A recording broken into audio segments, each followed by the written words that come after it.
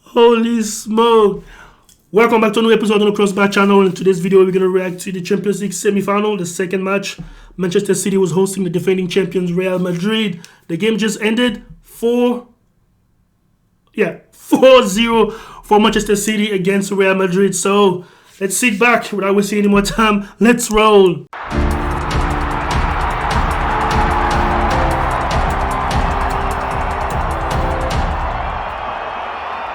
Okay, here we go. Like I said, the game just ended 4-0 for Manchester City at the Etihad against the defending champ Real Madrid.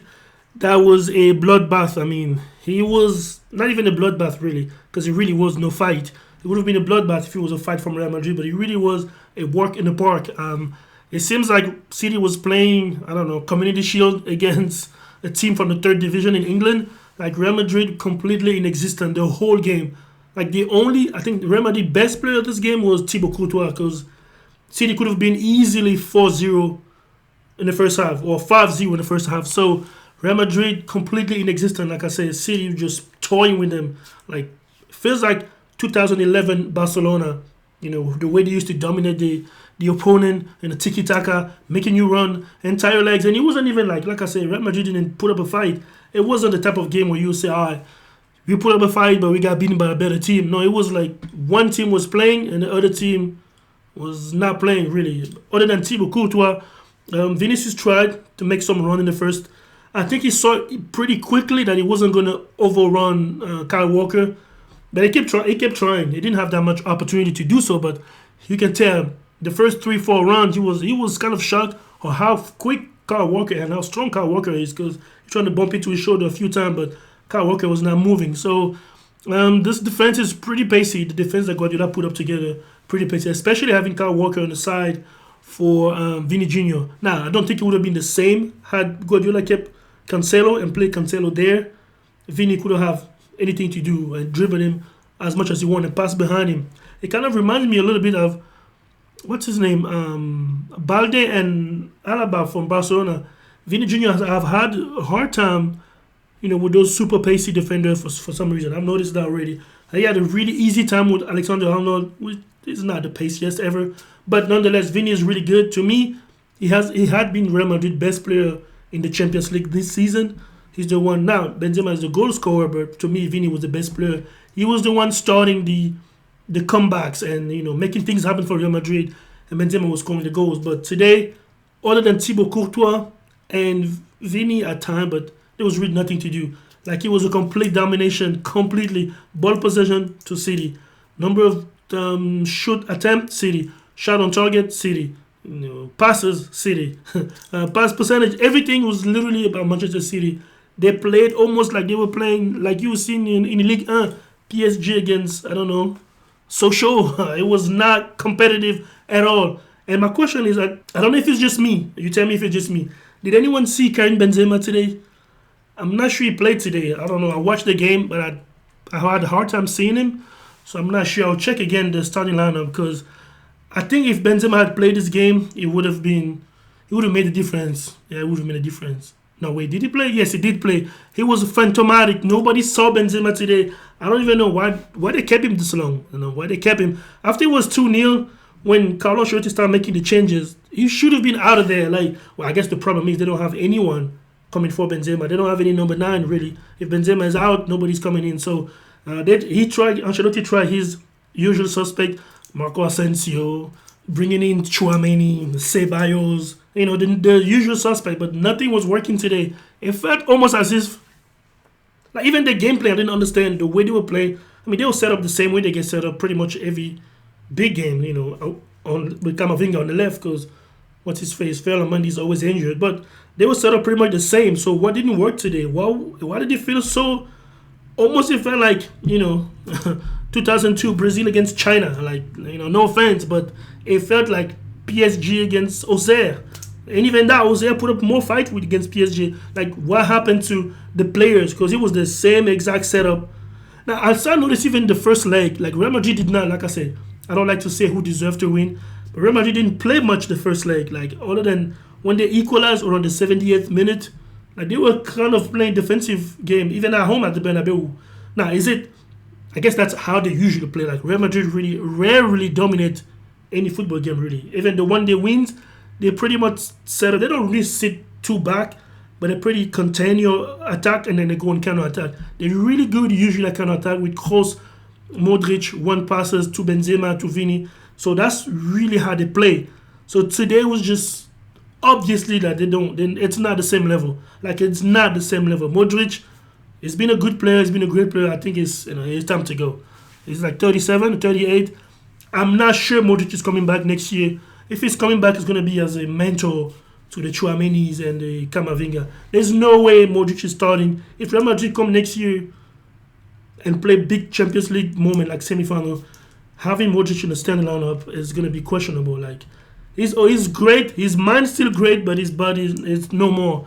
But I think he's going to try to stay until the Euros. But I don't see Modric, making another big difference in the final stage of the Champions League. He's too old for that. Toni Kroos is not even that old. He's like 33. Toni Kroos is even slower than Modric. I don't even understand. I think is it the end for Toni Kroos? Is it the end of that midfield, Modric and Toni Kroos? That pair. Is it going to be starting next season? Is it going to be Chouameni for sure? With maybe Bellingham and what's his face, Camavinga? Can Real Madrid really go young on the whole midfield, or are they going to keep one veteran? Are they going to keep at least one in the starting lineup? I mean, even if they keep Modric and Kroos in the squad, are they going to keep only one veteran to kind of show the youngster how to play, or are they going to go full young? Like Bellingham is like 19, he's like 20, but Camavinga is 20. Chouameni also is like 22. Like, can Real Madrid go completely young from next season and start building? We'll see. But today they were completely non-existent. I mean, Karim Benzema. If anyone doesn't know, I've never watched a football game ever. Doesn't know anything about football, or the only thing you tell him is between these two teams, the best player, the Ballon d'Or, which is supposed to mean the best player, currently best player, the best player in the world is playing on this pitch. There's no way that person would have guessed it was the number 9 from Real Madrid. As he was completely absent, you would say Bernardo Silva was the best player in the world if you seen him play today. He was pretty much, like, he was man of the match. But shout out to Bernardo Silva winning man of the match. He scores 2 goals and he was pretty much a nightmare for Real Madrid defense. I mean, Militao, he's usually good, but he like a little bit of, I don't know, his defensive IQ. Like, he's pacey, he's strong, but sometimes he wasn't even playing smart. He didn't play smart today. Now, I will say they did a good job between, Alaba is a very smart defender, smart, strong, pacey.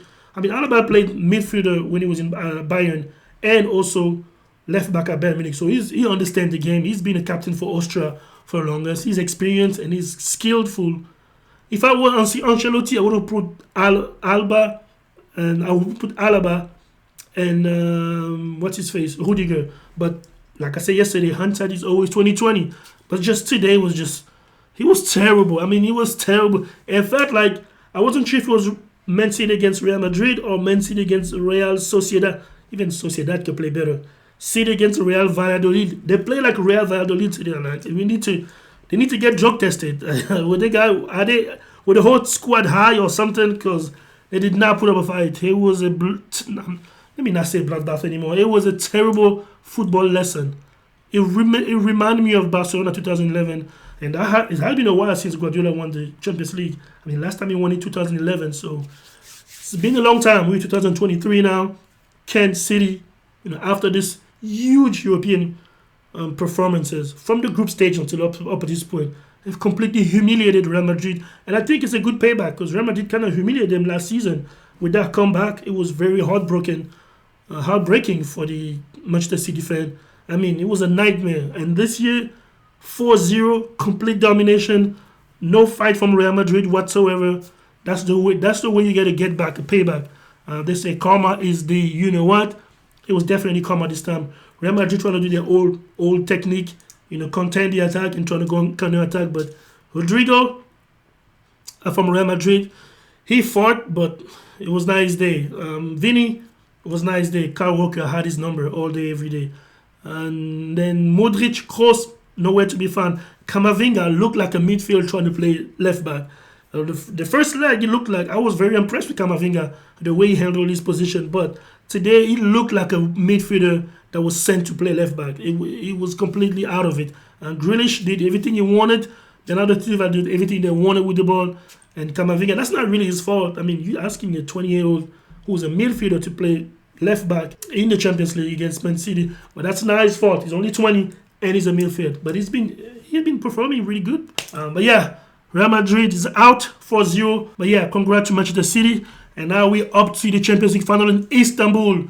Who's going to win between two Blues teams? Actually, the Sky Blue of Manchester City and the Nerazzurri of Inter Milan. It's going to be a different type of game, I think. Inter Milan for sure. One thing I know for sure, whether City is going to beat them 4-5, 6-0, who knows? But one thing I know for sure, they're going to fight way better. Well, I guess they're going to fight. I was going to say they're going to fight way better than Real Madrid, but Real Madrid did not fight today. So Inter Milan, we know one thing for sure, it's going to be a battle the whole time. In that midfield, Çalhanoğlu, Mkhitaryan, whether it's Brozovic and my boy Barella, it's going to be a fight. DeMarco, it's going to be a fight. Dumfries, it's going to be a fight. These guys are going to fight. They don't have as deep a squad as City. They don't have as much talent as City. But one thing we know, they're going to fight. I don't know what happened to Real Madrid. Maybe they thought, last year's going to repeat himself. But they were completely out of it. They play like a relegation team. It feels like I said, 2011 Barcelona against Real Valladolid, basically. Like, Real Madrid was nowhere to be found. I don't know if Benzema played the game today. I need to rewatch the game. I watch it live. I'm trying to watch it again. But I'm not sure if he was on the pitch. I didn't see him.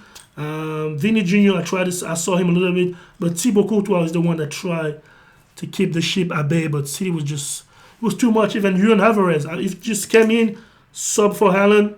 I think it was his first ball, really. First ball, and he scored the fourth goal. Too easy for Manchester City. Like, it's not the same level now. You say it's the same level because the Champions League semi-final, but there's level to this. And Guardiola is really good at... Like, it doesn't work all the time. Like I say, Guardiola hasn't won the Champions League since 2011, so his style of play doesn't work all the time. But, come on, it did work today. Anyways, let me know in the comment below what you think about the game. The 4-0 Manchester City completely dominated Real Madrid, not in the same class.